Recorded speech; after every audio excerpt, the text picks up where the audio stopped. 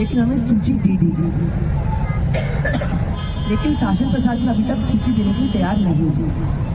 बहरहाल कल कुछ सूत्रों के द्वारा हमारे पास एक सूची हाथ में आई।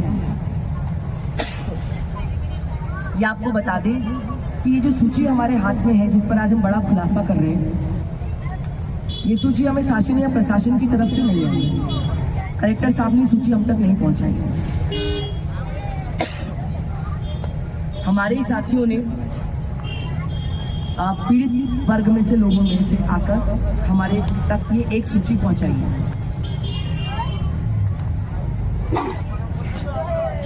ये सूची क्या है, इस पर आज का बड़ा खुलासा है। पहले मैं आपको ये चिट्ठी पढ़ देती हूँ। ये district labour officer Madhya Pradesh के द्वारा लिखा गया पत्र है 27/2/2024 का। क्या लिखते हैं मैं आपके सामने पढ़ती हूँ, तभी आपको बात समझ में आएगी कि गोलमाल कैसे हो रहा है। डिस्ट्रिक्ट लेबर ऑफिसर हरदा 27 फरवरी 2024 को कलेक्टर को लिख रहे हैं कि प्रति कलेक्टर जिला हरदा, विषय है हरदा जिले में पटाखा फैक्ट्री में दिनांक 6/2/2024 में हुए ब्लास्ट होने के पश्चात श्रम विभाग द्वारा की गई कार्यवाही उपरोक्त विषय अंतर्गत हरदा जिले में बैरागढ़ स्थित पटाखा फैक्ट्री ब्लास्ट में दिनांक 6/2/2024 घायल मजदूरों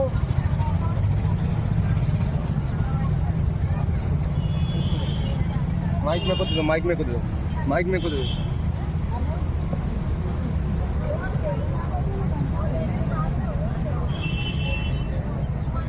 27/2/2024 का कलेक्टर के नाम, जिसमें वो लिख रहे हैं कि उपरोक्त विषय अंतर्गत हरदा जिले में बैरागढ़ स्थित पटाखा फैक्ट्री ब्लास्ट में दिनांक 6/2/2024 घायल मजदूरों फैक्ट्री कर्मचारियों के संबंध में की गई कार्यवाही। क्या कार्यवाही की गई है? डिस्ट्रिक्ट लेबर ऑफिस के द्वारा वर्कमैन कॉम्पनसेशन एक्ट 1923 के तहत कुल 32 कारखाना श्रमिकों को श्रम न्यायालय नर्मदापुरम में अधिनियम की धारा 10 के तहत कुल क्षतिपूर्ति दावा राशि 1.76 करोड़ के अभियोजन दायर में विधिक सहायता प्रदाय की गई, जिनका विवरण निम्नानुसार है। देखिए, इसमें जो बारीक बात नोट करने वाली है वो ये है कि ये सहायता डिस्ट्रिक्ट लेबर ऑफिसर कह रहे हैं कि प्रदाय की गई। प्रदाय की गई का क्या मतलब होता है? कि दे दी गई। अदरवाइज यहाँ पे शब्द क्या आना चाहिए था? स्वीकृत की गई। स्वीकृत राशि का मतलब कि ये पैसा आना बाकी है। आप लगातार ये कह रहे हैं कि ये सहायता प्रदाय की गई, मतलब सरकार प्रशासन के रिकॉर्ड में ये 32 लोगों को जो फैक्ट्री में काम करते थे, इन सभी को राशि दे दी गई है। अब इसमें ये आगे सूची देते हैं कि जैसे अनीता नागराज, उनकी जानकारी, इनको 5 लाख रुपए दिए गए। उमेश कुचबंदिया 5 लाख रुपए दिए गए। इस अलग अलग श्रमिक कर्मचारियों को, मजदूरों को 5 लाख रुपए प्रशासन के रिकॉर्ड में दिए जा चुके हैं। तो आज सर्व समाज के इस मंच पर हमने सारे 32 लोगों से बात करी और ये सारे 32 लोग जो हैं वो आपके सामने उपस्थित हैं। यदि आप अपना कैमरा घुमाएं तो इन सबके नाम के ऊपर, इनके शर्ट के ऊपर एक पर्ची दी गई है। ये पर्ची का जो नंबर आप देख रहे हैं, जैसे मेरे पीछे बहन अनीता बैठी है, तो अनीता का नाम सूची में पहला नंबर है। अनीता के लिए लिखा है कि 5 लाख रुपए दे दिए गए, लेकिन आप देख सकते हैं कि अनीता को कितने मिले हैं। अनीता कितने मिले? 16,000 रुपए। दूसरा नाम है उमेश कुचबंदिया का, उनकी हालत यहाँ तक आने लायक नहीं है। उनकी पत्नी आई है विनीता, उनका लिखा है 5 लाख रुपए। अनीता की उमेश कुचबंदिया जी की वाइफ से पूछना चाहूंगी कितना पैसा मिला? कुछ भी नहीं मिला, 0 रुपए मिले। रुखसार बानो 5 लाख रुपए मिले। रुखसार बानो कितने पैसे मिले? सबरीन 5 लाख रुपए मिले, कुछ नहीं मिला। शेख फिरोज भाई, उनका गंभीर घायल किस तरीके से है, पैर आपके सामने दिख रहा है। कई महिलाओं को अंदरूनी चोट आई है तो वो आप देख नहीं सकते, पर शेख भाई की चोट तो देख सकते हैं। शेख भाई को अभी तक कागज में लिखा है कि 5 लाख रुपए मिले। शेख भाई कितने पैसे मिले? शेख भाई कह रहे हैं उनको 5,000 रुपए। उसके बाद जितेंद्र पढ़ते 5 लाख रुपए, आपको कितने मिले? इनको 50,000 रुपए मिले हैं। ये उन कुछ लकी लोगों में से हैं जिनको थोड़ी ज्यादा राशि मिली है। संदीप पिता रामेद बामने कितने मिले हैं? इनको 50,000 रुपए मिले हैं।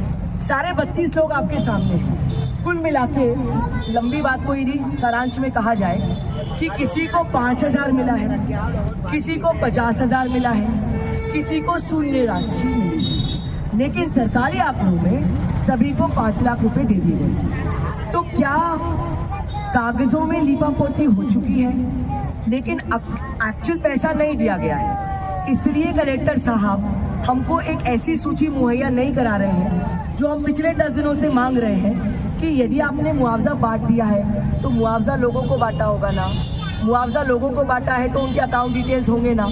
तो आपको हमको ये दिखाने में क्या दिक्कत है कि मृत लोगों में किसको कितना बांटा, जो गंभीर घायल है किसको कितना बांटा, जिनके घर टूट गए हैं उनको कितना बांटा। ये सूची जो आप बांट चुके हो वो सूची यहाँ पे देने में क्या दिक्कत है? और दूसरी बात ये कि सरकार प्रशासन कह रहा है कि लोग धरना आंदोलन पे क्यों बैठे हुए हैं। सारी चीजें तो लगातार प्रोसेस के हिसाब से चलेंगी, समय लगेगा, पैसा आज तो नहीं आ जाएगा। ये बात सही है, पैसा आज नहीं आ जाएगा, लेकिन 13 मृतक परिवार थे। ये क्या लॉजिक बनता है कि 13 में से आपने 4 परिवारों को दे दिया, आप 13 परिवारों को एक साथ क्यों नहीं दे सकते यदि आपकी चिट्ठी आ गई है कि 15 लाख रुपए देना है? तीसरी बात, ये बड़ा महत्वपूर्ण मुद्दा है, इसको अलग से भी उठाएंगे, लेकिन जो बार बार प्रशासन कह रहा है कि जिनको भी मुआवजा देना है वो तभी मिल पाएगा कि जब राजेश अग्रवाल की सारी प्रॉपर्टीज हमने सीज कर ली, कुर्की कर ली, जब उसकी नीलामी होगी तब हमें पैसा बांट पाएंगे। पहली बात तो ये कि संविधान के अनुसार हम वी द पीपल आम लोग हैं, शासन प्रशासन से हम सवाल कर सकते हैं। शासन का ये जिम्मेदारी है हमको मुआवजा देना। अब ये शासन की तकलीफ है कि वो पैसा राजेश अग्रवाल की जमीन नीलामी कर लेकर आए कि कहीं और से लेकर आए। इन लोगों को इस बात से क्या मतलब कि राजेश अग्रवाल की जमीन नीलामी हो रही है कि नहीं हो रही है? भाई नीलामी नहीं होगी तो आप मुआवजा नहीं दोगे क्या? नीलामी नहीं होगी तो आप संवैधानिक अधिकार छीन लोगे क्या? तो जिम्मेदारी किसकी है? जिम्मेदारी शासन प्रशासन की है।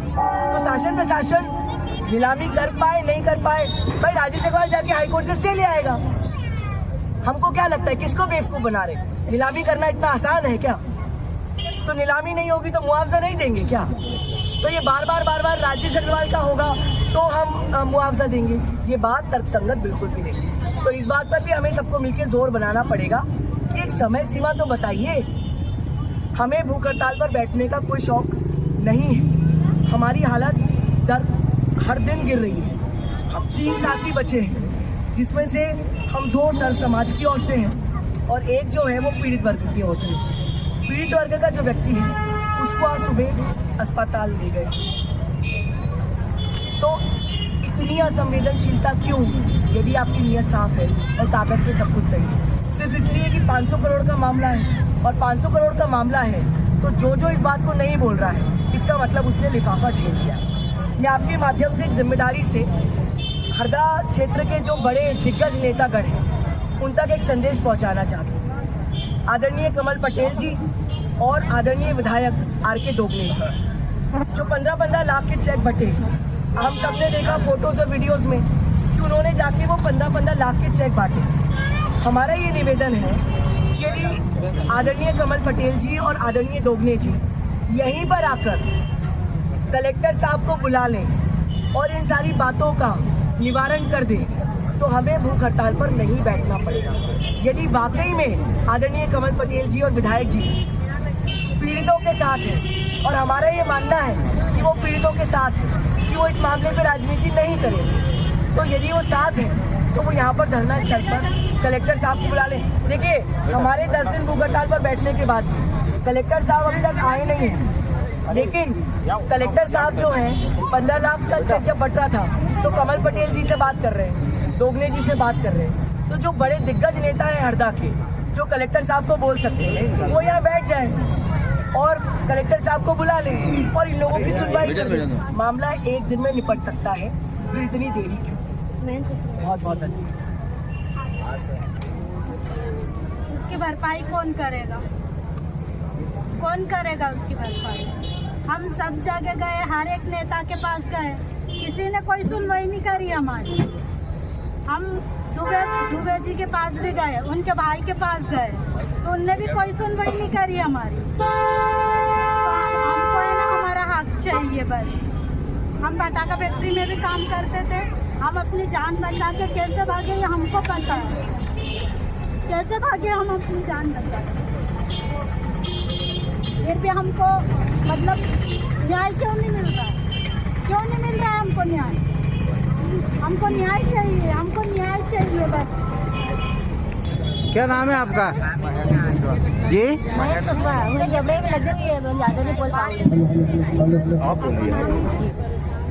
और आप भी फटाखा फैक्ट्री में काम करते थे? नहीं, हाँ, वो हम रहते वहाँ पास में। अच्छा अच्छा। तो हाथ में क्या फ्रैक्चर हुआ है? हाथ में फ्रैक्चर हुआ, जबड़ा फट गया, उनका कान भी कट गया था। हाँ, 2 ऑपरेशन हुए उनके से। तो शासन प्रशासन ने कुछ राहत राशि दी है? नहीं, अभी 50 दी बस। और इलाज वगैरह? इलाज तो भोपाल में होता, मेरे अस्पताल में। कितने दिन भर्ती रहे? हम 20-22 रोज रहे हैं? 20-22 रोज। अब कहाँ इलाज चल रहा है? अभी तो वहीं का चल रहा। दवाई गोली वहीं से मिली है आपको? हाँ, अभी 2 तारीख को जाएंगे, तो 5 तारीख को जाएंगे टाका कटाने। उसको अभी कोई जाने का कोई है नहीं हमारे पास। अच्छा अच्छा, ठीक है। की बात करें, जहाँ 600 करोड़ का मामला हो, वहाँ पे 10 दिन भूख हड़ताल पर बैठने के बाद शासन प्रशासन यहाँ क्यों नहीं आ रहा है, आप लोग गणित लगा सकते हैं। तो मेरा आप सबसे ये निवेदन कि एक बार फिर हमारी जो मांग है कि सूची दी जाए उन लोगों की जिनको मुआवजा बच चुका है और उनकी जिनको मुआवजा बटना है, ये सूची आप हमारा निवेदन है कि आपके माध्यम से ये बात कलेक्टर साहब तक पहुँचे। मैं अपने कुछ साथियों से जो गंभीर रूप से घायल है, मैं चाहूँगी कि वो संक्षिप्त में अपनी बात रखें। जो भी साथी अपनी बात रखना चाहते हैं वो अपनी संक्षिप्त में मीडिया के सामने अपनी बात रखें। जोर से बोलो, माइक पास में कर। मैं अनीता नाम है, गंभीर रूप से घायल हूँ, मेरे हाथ में चोट लगी है, रात लगी है और अभी बहुत सारे घाव भी है। डॉक्टर बोल रहे हैं कि इस दवा से हो सकता है सर्जरी करनी पड़ेगी। एम्स में एडमिट है। मुझे 16,000 रुपये 15 तारीख को मिले हैं, बाकी इसके अलावा कुछ भी नहीं मिला।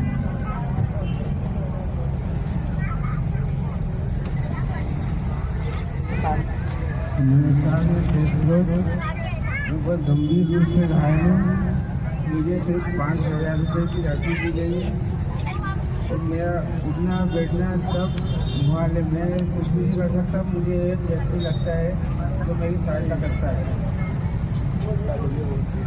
और मैं यही चाहता हूँ कि मेरी सहायता की जाए। खड़ा होकर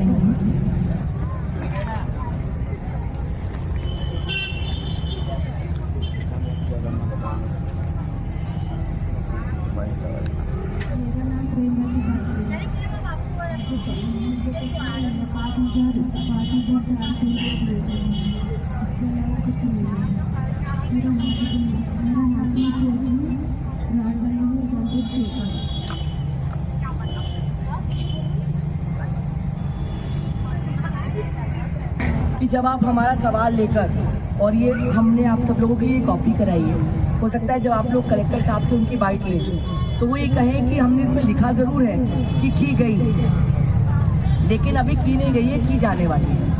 मैं आपको एक और कागज़ उपलब्ध कराऊंगी जिसमें उन्होंने लंबा चौड़ा ब्यौरा बनाया है कि कितने कितने करोड़ का कौन कौन से फंड से, रेड क्रॉस फंड से, फलाने फंड से कितने कितने लोगों को दिए जा चुके हैं। उसमें भी जो शीर्षक है वो क्या है कि की गई। यदि की नहीं है तो स्वीकृत राशि लिखिए, वरना आप ऊपर आला कमान को बताएंगे कि पैसे बढ़ गए, हाईकोर्ट सुप्रीम कोर्ट में बताएंगे कि बढ़ गए, लेकिन ज़मीनी हकीकत कौन उनके सामने लेकर आएगा?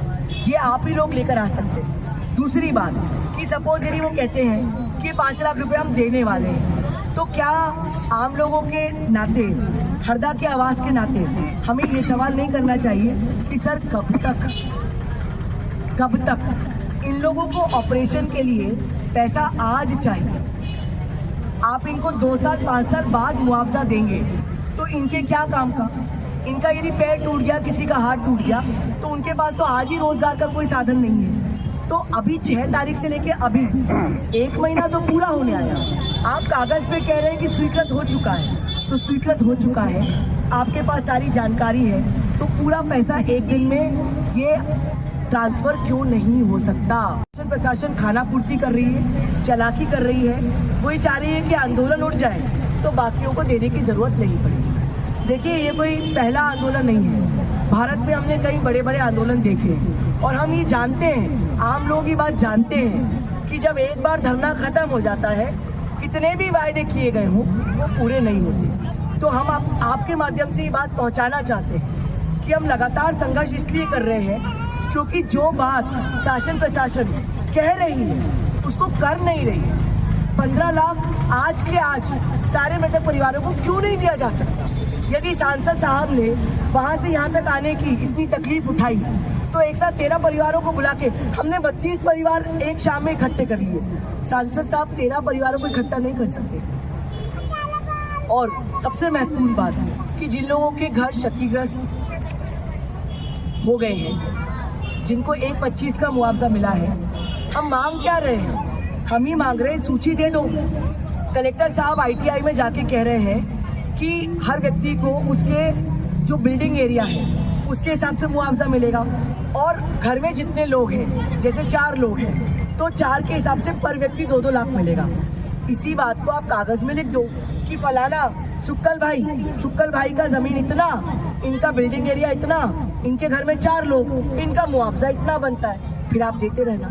पर यदि आप सूची नहीं दे रहे हो, देखिए, जब आप सच्चाई छिपाते ही तब है जब कहीं ना कहीं दाल में काला होता है, और मुझे लगता है यहाँ पर पूरी की पूरी दाल काली है। तो आपके सामने ये बड़ा खुलासा कि कागज जब कह रहे हैं कि 5-5 लाख बट गए, तो कहाँ गए, किसको मिले? क्योंकि जिनका नाम है उनको तो नहीं मिले। एक बात मैं आपके सामने और खुलासा करना चाहती हूँ। जो लोग कह रहे हैं धरना की तो मांग पूरी हो गई, धरना पे क्यों बैठे हुए हैं, एक बात समझिएगा। राजेश अग्रवाल के पास 4 लाइसेंस थे, एक 15 किलो का, एक 15 किलो का, और 2 अलग अलग लाइसेंस अलग अलग लोगों के नाम पे 300 किलो के, मतलब कुल मिला के 630 किलो का लाइसेंस था। खैर, वो 630 किलो का लाइसेंस भी इलीगल था, मतलब उसको भी रिन्यू नहीं किया गया था, पर कम से कम उन्होंने 630 किलो का लाइसेंस कागज पे मांगा। लेकिन जब कल पीतमपुरा में इनका बारूद डिस्पोज किया गया तो उसमें हमने देखा कि 110 टन बारूद जो जला नहीं है उसे बरामद किया गया। अब 110 टन बारूद का क्या मतलब होता है? 1,10,000 किलो बारूद। लाइसेंस मान भी ले सच्चा है तो 630 किलो का है, और अभी कितना दिया जा रहा है? 1,10,000 किलो का बारूद तो जला नहीं है। और जब जीतू पटवारी जी आए थे और साइट पर गए थे तो जीतू पटवारी जी ने वहाँ पे जो NDRF के लोग थे उनसे बात करी। उनका ये कहना था कि कम से कम जितना बड़ा विस्फोट हुआ है यहाँ पर 500 टन बारूद जला है। 500 टन बारूद का मतलब 5 लाख किलो बारूद, मतलब लाइसेंस है 630 किलो का, और आपके पास एक्चुअली कितना था?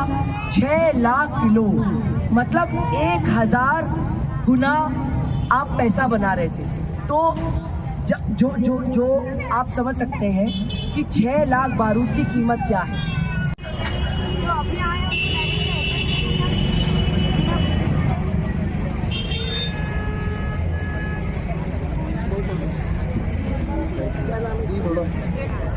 एक छोटा सा साथी है, आप देख सकते हैं, इसके सर पे हम गाड़ी की चाबी दे दो, मोबाइल। इसके पिताजी शेख फिरोज भाई, उनके पैर में गंभीर चोट आई।